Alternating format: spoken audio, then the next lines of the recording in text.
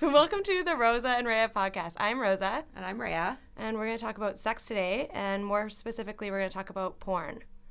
That's right. And we're sisters. Yeah, we are sisters. And we're going to talk a lot about our family in the future.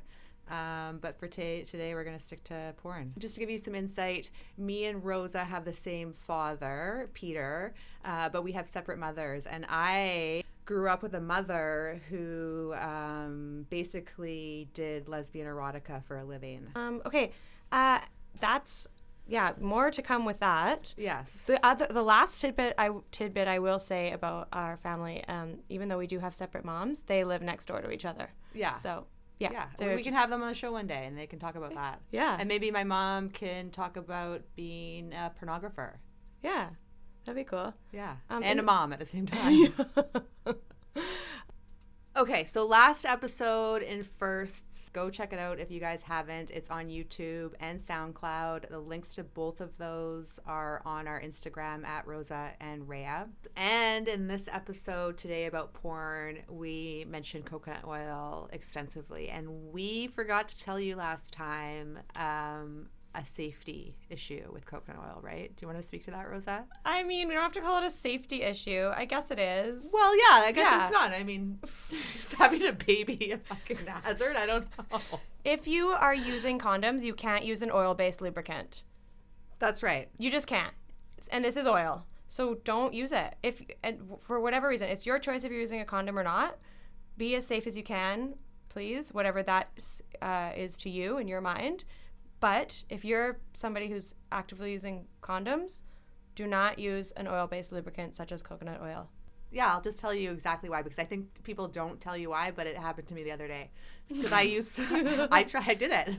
So I used a lot of coconut oil, and I was also using a condom.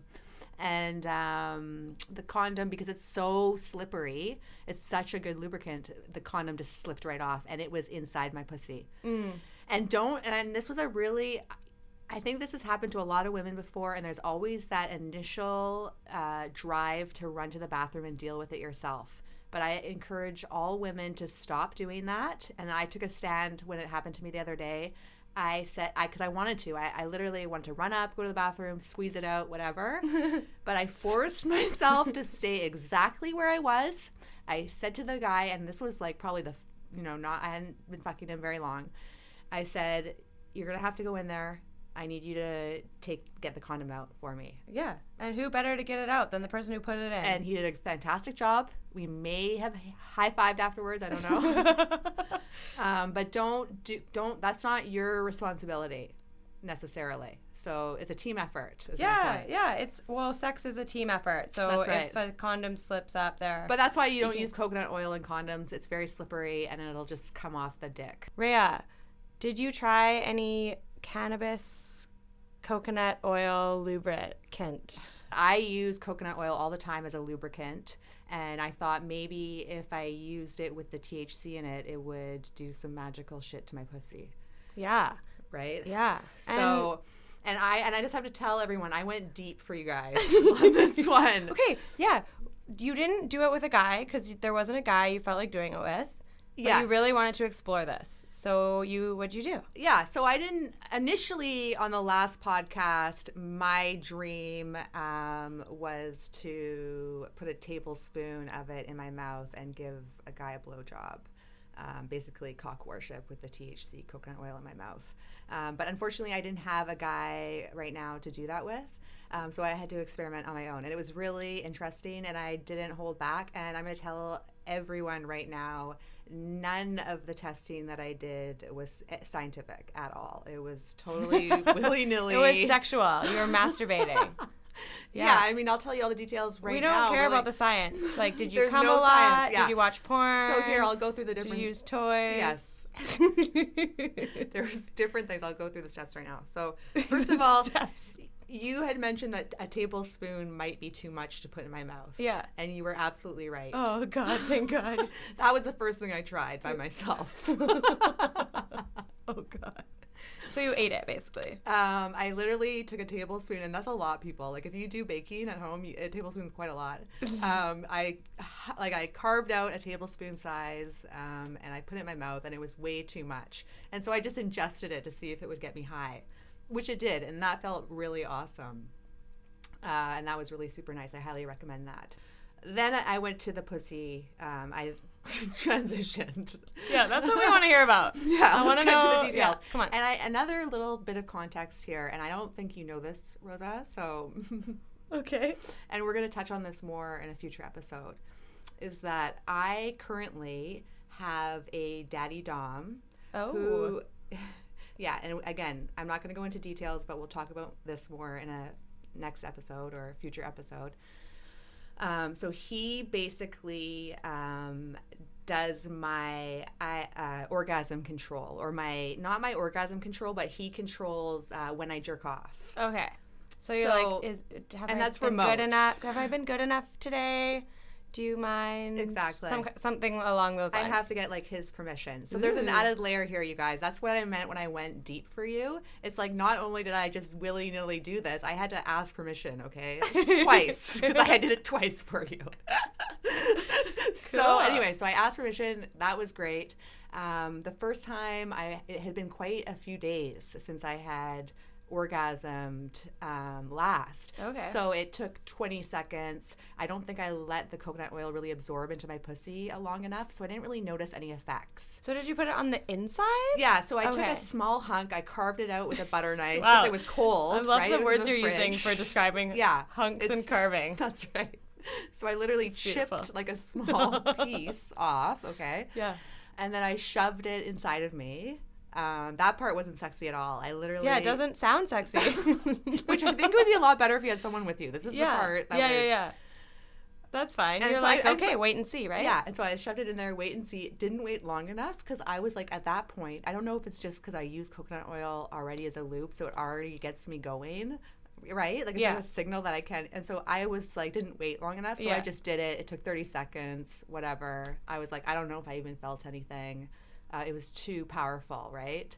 And I was like, I got to retest this. This isn't a full test. Yeah. So then a second time, so then again, you got I sent permission again. That's right. I send the text message. Hey, Daddy. Do you call him Daddy? That's right. I say, hey Daddy. Hey, Daddy. Yeah. And I was quite literal. Like, I'm pretty literal. Like, I was like, I need to test this coconut oil out today with THC in it. Do you mind if I do blah, blah, blah? Yeah. No problemo. Gives me the okay. Great. So this time I took a lot more, okay, than last time. So last time I just a little bit of a hunk. Mm-hmm. This time I want to say I probably closer to a teaspoon or a tablespoon. So quite a large piece. Okay. And I really rammed it up there. Okay. Then I laid down for a bit. Oh, yeah. Like, so I was like, because you know how coconut oil just it'll scoot right out of you if you're not careful. Okay. And so then I let that simmer for a bit, and I think that was key. I bet if you were, like you were saying, you said you just came in 30 seconds, but say you were edging yourself and giving yourself time, and you were using like a dildo inside of you that had the lube on it, that could, if you give yourself the time. Exactly. Unless it's like half an hour. So here's another thing, and this is something I did by myself, which I should have done the first time, but live and learn, and you can certainly do with your partner, and I highly recommend this with the coconut oil, is because I had literally put way too much, once again, in my pussy. Like, that is way too much. It was all over the place, right? So you want to be careful with your sheets. Yeah. But I literally would just take it and just massage it. My skin was a little bit dry. Massage it all over my body. It was really sensual. It actually turned me on. It was something I've never done for myself, like a self-massage, basically. Oh, yeah. I love it. So I took the coconut oil that was kind of all over the place. I rubbed it on my skin. It was super hot. That's hot. And it was a much better experience. And then I did feel a little bit of tingling sensation. And I felt like maybe that my pussy was getting a little bit high. Okay, so not like high. You're only at a maybe. Yeah, it was a very subtle feeling. And I think that's when I did my research, like I went to different dispensaries, talked to different people who had tried THC lubes, and they said the same thing. It's more of a tingling, which is what you had said initially. Right. Yeah.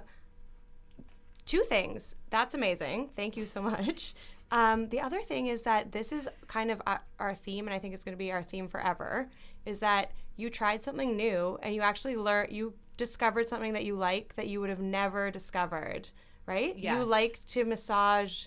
You found it really sensual and hot to like moisturize your body. That's right. And I've had guys moisturize me. Like I love to like get in the shower and then have a guy like moisturize me / massage me for like however long they want, and that totally turns me on. And I'll do that with myself too. And you discovered that. Yeah, and you've never done that before. And especially for women who don't touch their bodies enough, their own bodies, right? They don't love their bodies. They don't even love their pussies. I don't even think I loved my pussy for most of my life, to be quite honest. Like, really appreciated it. So to take that moment, I think is really super powerful. And I want to say, again, here's another layer of how far I went for you guys.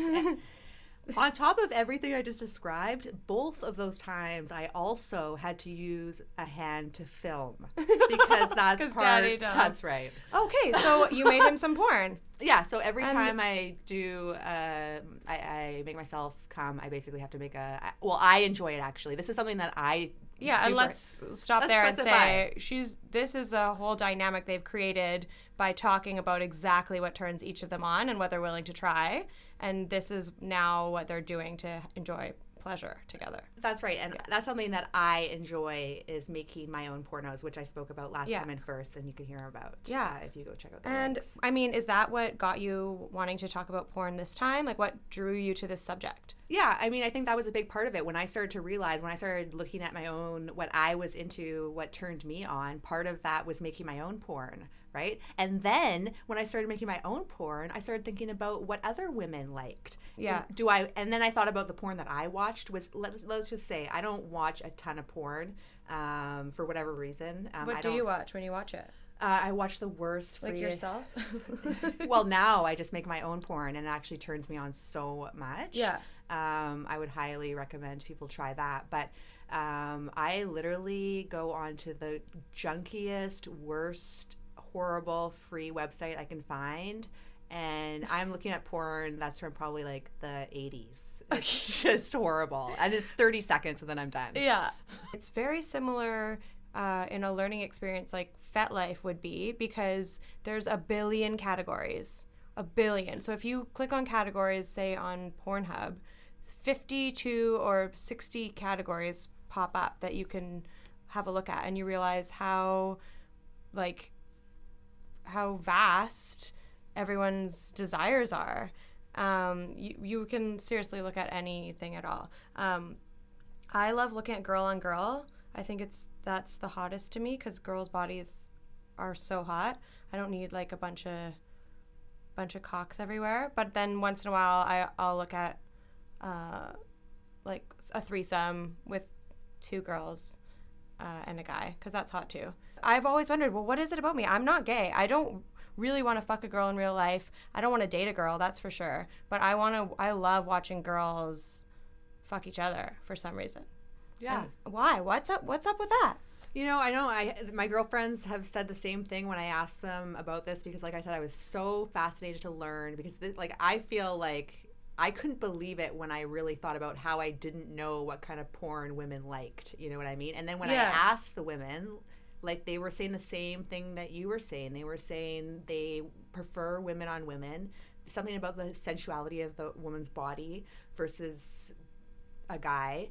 Yeah. His big, hairy, veiny dick, I think is what one of my friends said. She wasn't down for that. Yeah. But it's really super interesting. And here's the thing about porn, okay? Because porn has to do with fantasies, right? Yes. Yes. And this is something that I recently learned. And as soon as I learned this, it helped me feel a lot better about my own fantasies. Is that when it comes to fantasies, some of them aren't meant to be lived out in real life, and that's why they are a fantasy. Yes. Okay? Yes. Sometimes people think that just because they have some fantasy in their head, they have to go out and do it in real life. And that's the only way that, you know, they're going to feel satisfied or whatever. And that's just not the case. Your body probably has created this system of fantasies to protect you from doing things that are just not appropriate, or maybe even not what you really want to do. You know what I mean? Yeah. Because I'm the same way. You know, I mean, I've watched all kinds of porn. Yeah, I enjoy watching porn with two women, but I would never date a woman Yeah. currently. You know And what I mean? Like, even- I have no desire, but it's just some sort of fantasy, right? Yeah. And even getting, like, say a guy asked me if I wanted to fuck him and his girlfriend, I would panic. Like, I would feel so nervous about that, even though I watch that stuff go down and jerk off to it, or I don't know what we're going to call it. Are we going to call it jerking off for I think girl? so. I think Yeah. that's better. You guys all know what we mean by that. Even though I watch that on the internet, if in real life a guy came to me and said that makes me so nervous. That scares me. Like, I don't know if I could ever do that. And you don't have to, and that's the whole point. Yeah. You don't have to. You can watch a porno with that. You can think about in your brain on your own private time when you're jerking off. Yeah. You don't have to do it in real life, and that's the beauty of fantasies and also porn is that we can sort of, because it's not real life. You know what I mean? And maybe we can talk now about all the reasons porn isn't real life, and it is a little bit dangerous. The dangers of porn. Yeah. Well, And let's just say too that there's nothing wrong with watching porn. no, but I mean, there are some dangers. There are some dangers, just like anything, right? Eating too much food, doing too much drugs, drinking too much alcohol. Yeah, you could do anything too much. Yeah, exactly. So yeah, you could do Excessive. too much porn. People get addicted. Yeah. One of the things that when I told some people this was going to be the subject for our next episode, they brought up a lot was, oh, is it going to be about how porn affects society these days? Or like, you know, kids watching porn. And I kind of was like, not really. It's going to be more sexy than that. But that is a big reality. There are 15-year-olds out there or 10-year-olds out there watching girls get pounded hard, and it's like a made up world that they're watching that they think is real. Yeah, and, Right? and this is huge. I mean, we all love the internet, right? Because everything is for free on the internet. Everyone's happy. We can all get free porn now. That's fantastic. We're Yeah. all ecstatic about that. Yeah. But the problem is when you have a family and you're a parent and you don't talk to your kids and have conversations about sexuality, about your bodies, about sex, and as a child you have to go out into the real world and learn about these kinds of things on your own. You might go to porn now, right? Mm-hmm. As a teenage boy or girl or whatever, and watch porn thinking that represents what sex life is in the real world, and Yeah. that's a problem, And you know what? or can be a problem. I think that not people might be like kind of, this might be too deep for some people to listen to, but I think that one thing that everyone can relate to, guys too, is that I have written down here fake orgasms, because those 15-year-olds or those children that we're talking about that are watching porn, they're watching women fake orgasms. That's right. So they think that if a woman hoots and hollers or whatever she's doing on that screen, that, I mean, even if they first have to care about if she orgasms, but they think that that's what an orgasm is. And oftentimes I can tell if a guy watches a lot of porn because he will not even ask me if I orgasmed. There'll be a point where I'm getting really excited and he'll just stop and take that as my orgasm. Does that ever happen to you? Well, here's the other thing, Rosa. Not only do they think that an orgasm looks a certain way, but they expect a woman to orgasm every single time she has sex. Yeah. Which is incorrect. Yeah. Right?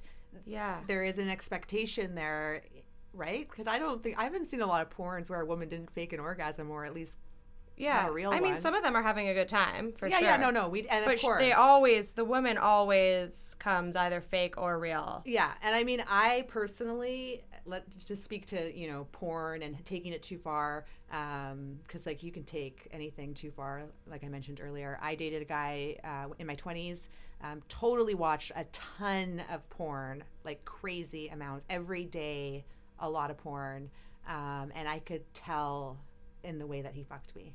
Okay. It was absolutely clear by the way that he fucked me that that's where he was learning his skills from, so to speak. Yeah. Oh, Or and lack thereof. Yeah. One other danger of porn is that obviously they don't show any aftercare. and they don't show any discussion beforehand of, like real life stuff. And obviously we've mentioned aftercare before. To me, aftercare just means how you treat the person after. And that can all be discussed beforehand. When you get into the kink world, it becomes a lot more important.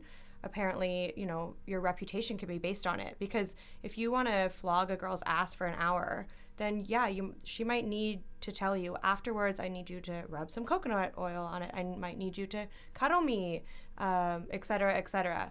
How you treat somebody afterwards is never shown in porn. Never. And I think that's a really valuable point. And honestly, and let's be honest here, like I said on our last episode, I am learning all this along with everyone else. I only recently learned about aftercare myself. In fact, that word wasn't even, when it came to sex and aftercare, that wasn't even in my vocabulary until Rosa actually, thankfully, informed me of this. And also before care. And those are definitely two things that we don't see at all in porn. We don't see them sitting down before they start shooting and saying, okay, this is what I'll do. This is what I won't do. It's like, imagine you know what bukkake is, right? Yeah.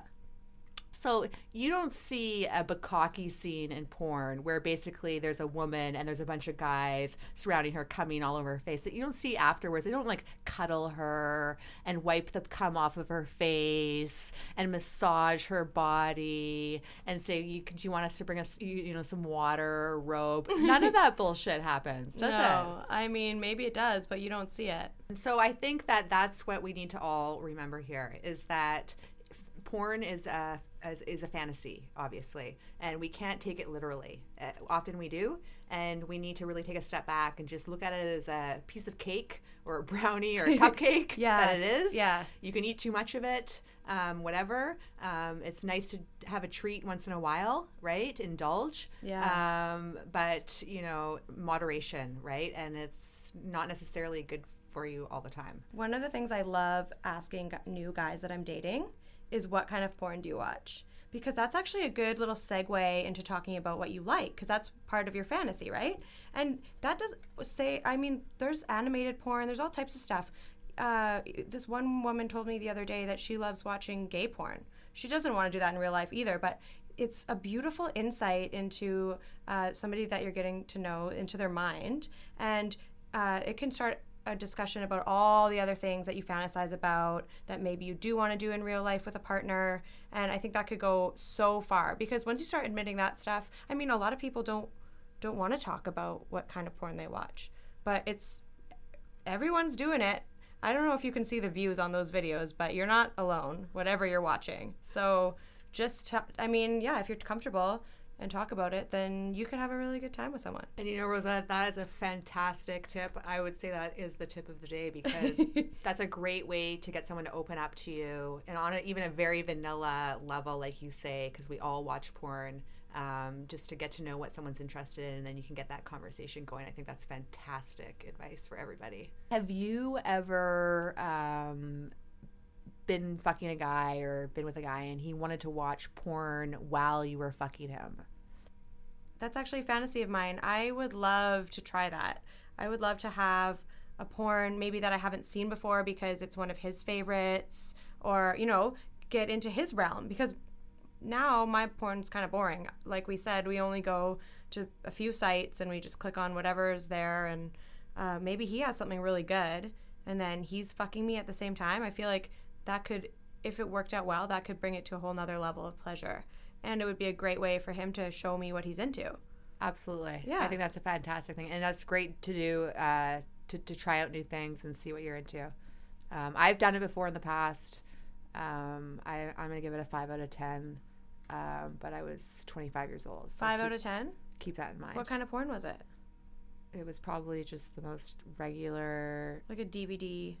Yeah, you literally, yeah. I was 25, so you probably popped in a DVD. Exactly. Yeah. Who knows what happened? And yeah, a DVD. You don't remember loving it? No, I remember he was fucking me from behind. This big screen in the bedroom is on, and he's just watching the porno, and I'm just getting rammed from behind. Okay. Do you know what I mean? Yeah. And like, which is fine. I love being rammed from behind, but like, it was kind of like You noticed that there was a big disconnect, and you're like, do I even I didn't need feel to be there? that's right. I didn't feel connected to him, and for me, I need to be the star of the show. So I don't know if watching porn while fucking a guy is for me. Well, no, because you want to be making the porn. That's while right. the I want guy's to be having sex with you. I literally want to be the porn star. Do you think about the porn you watched when you're fucking a real person?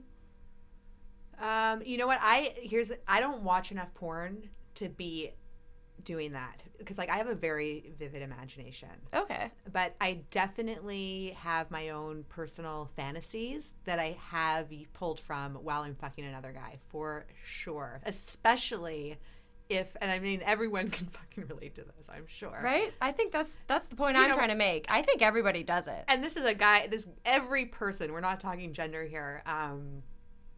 Yeah, I mean, you want to come, right? And sometimes you got it. And that's why fantasies are so powerful. They're beautiful. They help us. And there's no problem. I mean, I think there's nothing wrong with that. I think that's totally normal. Like, you can't expect the person that you're, like, if you're in a monogamous relationship, you can't expect that person's going to turn you on every time you fuck them. No, not at all. And No. also, sometimes I find myself like trying to come for them. You know what I mean? I'm like, oh, there's a clock always ticking in my head, and I'm like, ooh, 6 minutes. Like I do have a little bit of this like weird guilt where I'm having a nice time, but in the back of my head, I'm like, I'm sure they just want me to come, and then I want to come, and then I'm like, okay, well, just like think about something hot I watched. But I'm sure if I gave myself the time, or they gave me the time, eventually I would come. It just, for some reason, I always feel this pressure, like they want me to come. And I think that really ties back to what we were saying about how porn affects our culture, especially when it, teaching people. And this goes for guys too. I think women have an expectation that men are going to come every time. And I think both women and men need to lose that altogether and say, we're going to have sex. Bonus if one of us comes. Great. Yeah. But it's not a must. Yeah, like rub lotion all over me, and then that's a really nice experience in itself. And I'll tell you where you really learn this. And again, I am just at the very surface. Is the kink community will teach you that. So yeah, because there's so much more than just penis and vagina.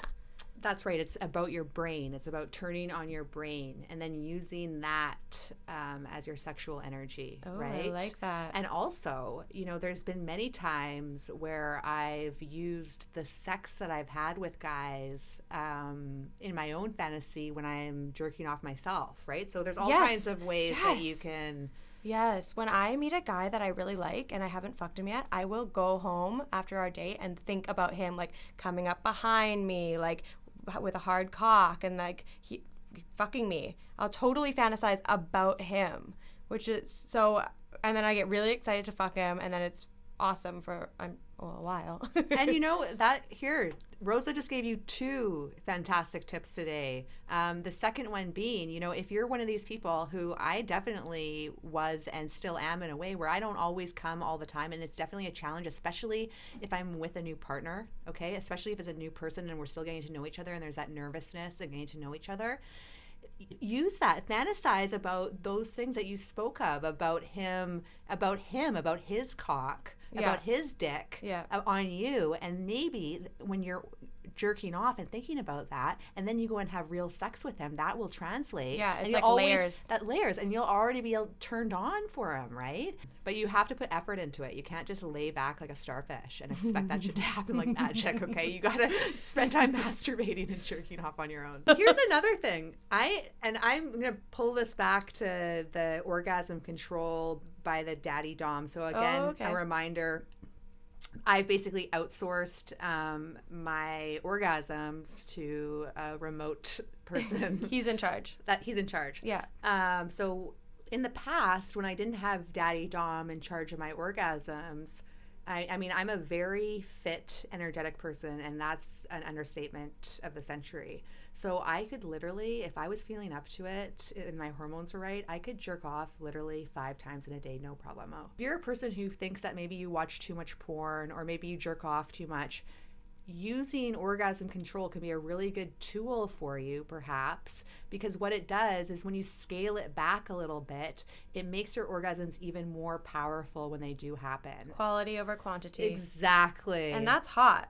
Very, very, because you're maybe very thinking, hot. You might be thinking about it more and looking forward to it more, right? It's extremely hot. It's literally, that's fun. It's like having a imaginary chastity belt or something on you, which is really good if you're someone like me who can just take it a little bit too far when it comes to jerking off. What the hell is cock worship?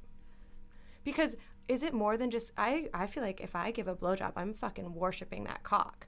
But is there more to it? Is it a dynamic between the two people? What is it to you? Right. So, I mean, I'm still learning about cock worship. Obviously, I'm going to do a lot more research. But to me, and this is something that we all need to do. I think the dick has been completely forgotten about in society. We always talk about pussies now.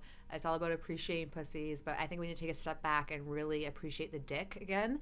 So, to me, cock worship means having a guy like sit in front of me basically, or stand, or however, and whether he's hard or soft, it doesn't matter. Okay, it's not about having a hard dick in front of you. It's just appreciating every part about his dick, every part about his body, how the energy that comes from it. So just really like touching every part of it, telling him all the parts that I like about it verbally. And even taking it further where I'm like looking into his eyes maybe. So it's like a more of a spiritual connection. Okay. Where I'm really like intimate. It's intimate. It's intimate. Totally intimate. So this is not something you do on a one night stand. Okay. I mean, unless you want to and you talked about it and that's what he wants. And he's strictly meeting up with you to get his cock worship. I mean, what I just described, I know that sounds pretty crazy, but when I think about myself, it's like, could I do that to a guy? I want to be able to do that to a guy. And so I'm thinking that would be awkward as fuck, right? If you hadn't met someone. So it's good to like take the time to get to know the person and really, like, you want to feel it. You want to feel like, I love this guy's dick and I want to show him, right? I want to, just really appreciate. And that gets so lost today. I think guys are kind of like, we don't like dicks anymore. You're right. Talking about porn, I literally said I didn't want cocks in it. That's right. That's right. I said I wanted two pussies. Because you don't want, and two then women my friend bodies. said she didn't like that veiny, hairy dick, Yeah. right? So these are the kinds of things that we need to stop. Yeah. I mean, I bet you if we really look into it subconsciously, that's not great for guys. No. Right?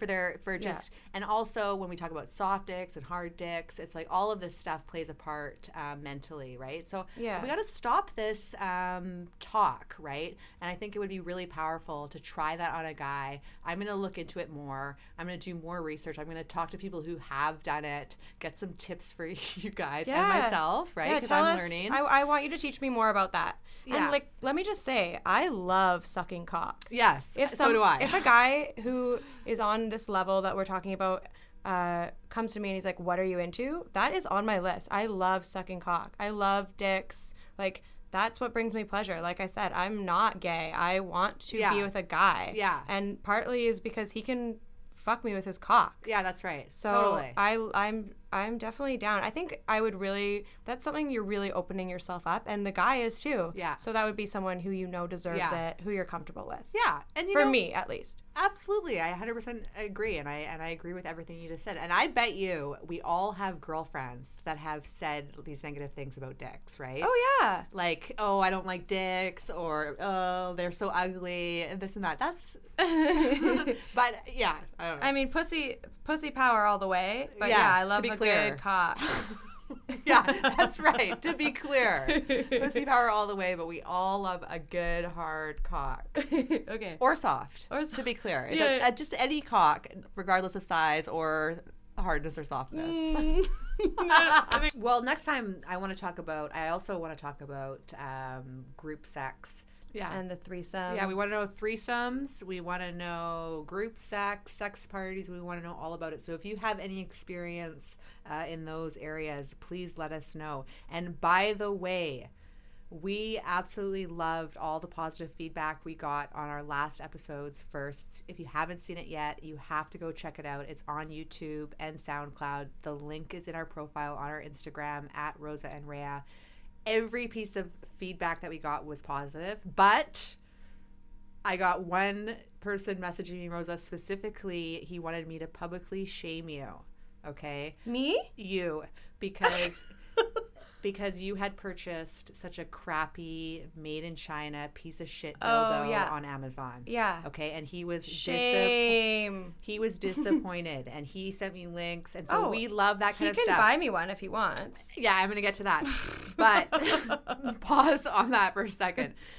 First off, we love those kinds of recommendations. So if you know of stores that we need to check out in Vancouver or websites, we want to hear about it. Product recommendations. We have already talked about how cannabis passionate I am in particular. I want to know everything that we should be trying, anything that we need to know about. We've told you guys a billion times we're learning too, so we want to know all your feedback. And as far as the cheap dildo from Amazon goes, let's just say I am not 2 Chainz. This is not the most expensivest, okay? We're not testing products here that are like dildos carved out of marble, right? That I've seen on Instagram. This is like, we're working on a budget here. The at Rosa and Rhea show is like a limited budget. So we can't afford the most expensive dildos and vibrators that you guys are all buying.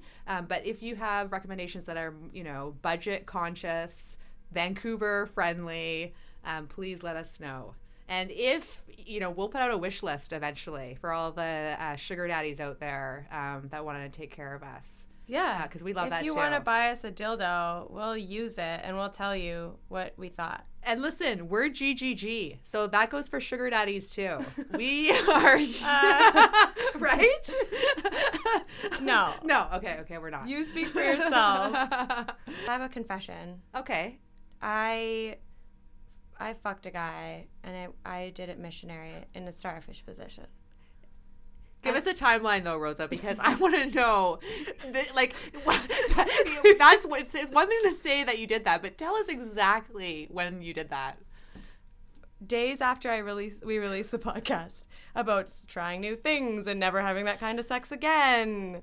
And so I think my challenge is that if I do fuck this week, I'm going to really walk the walk and talk the talk. Or whatever, however that goes, okay? Because I could think up every excuse in the book why I did this, but there isn't any excuse. Because it wasn't that, it could have been better. And Rosa, that's a really interesting point for everyone to remember, okay? We talked a big game last time on First about how liberated we are and open-minded we are. But, I think we're all, it can happen to anybody. Yeah. So, and it's scary. It's hard to bring, it's not scary, but it's hard to bring these things up in real life. You can talk about it all you want, and we can sit here for hours, but when you're actually naked with someone for the first time, or even the second or third, it's really hard to discuss what you really want with them. So I think that's a great challenge for yourself, and I recommend everyone do that. Have one conversation with someone that you're having sex with this week coming up, where you really bring something up or put something on the table that you're interested in trying or doing, or maybe it's something that you know already that you've done that you want to try with this person. I think that takes a lot of courage, and I recommend that. And then do it. Yeah, do it. Don't just talk about doing it. Actually, don't, because Rosa didn't do it.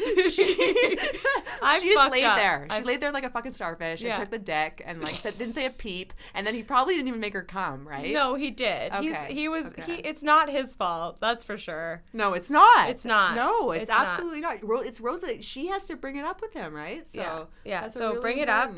You could have all the conversations of the world, is what I'm saying. But you got to do it. You got to do it. You got to put... and then, it's not always going to happen great. It's happened to me great in the past. And this particular time, I fucked it up. Closed mouths never get fed. Ever. And with that, I think we're going to end it here. Open your mouth, take the D. And get fed.